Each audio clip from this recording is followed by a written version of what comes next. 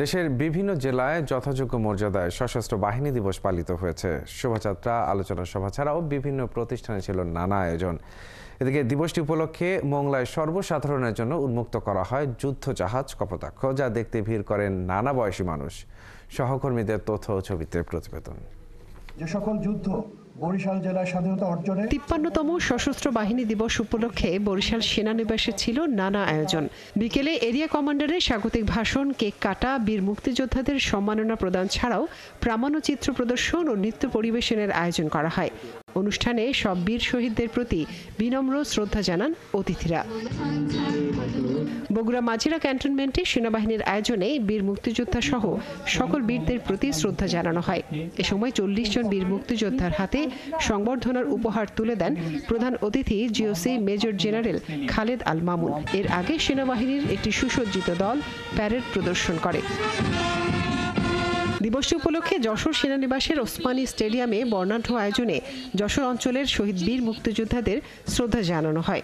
পাশাপাশি সবার সাহসিকতা, সহযোগিতা এবং বীরত্বপূর্ণ অবদানের ভূয়সী প্রশংসা করেন GOC major general JM Imdadul ইসলাম।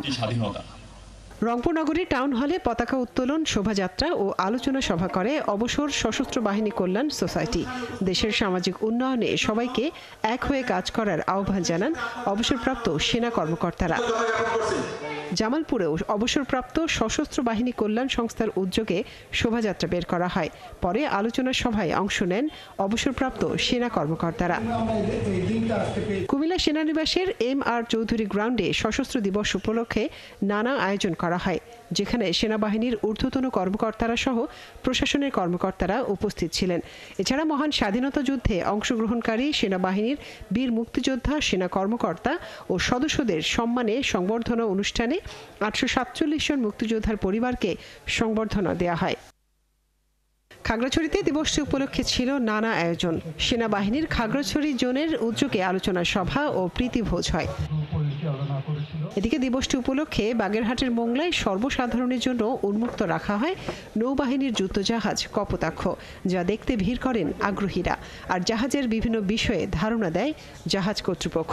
এই জাহাজের মাধ্যমেই আমরা বাংলাদেশের জলসীমার সার্বভৌমত্ব রক্ষা, এর নিরাপত্তা, চোরাচালান নিরোধ, মানব পাচারের নিরোধ, এছাড়াও যে কোনো সময় প্রাকৃতিক দুর্যোগে ত্রাণ সরবরাহ এবং দুর্যোগ মোকাবেলার ক্ষেত্র হিসেবে আমরা এই জাহাজকে ব্যবহার করে থাকি। মনিরা কাজুরি, ৭১।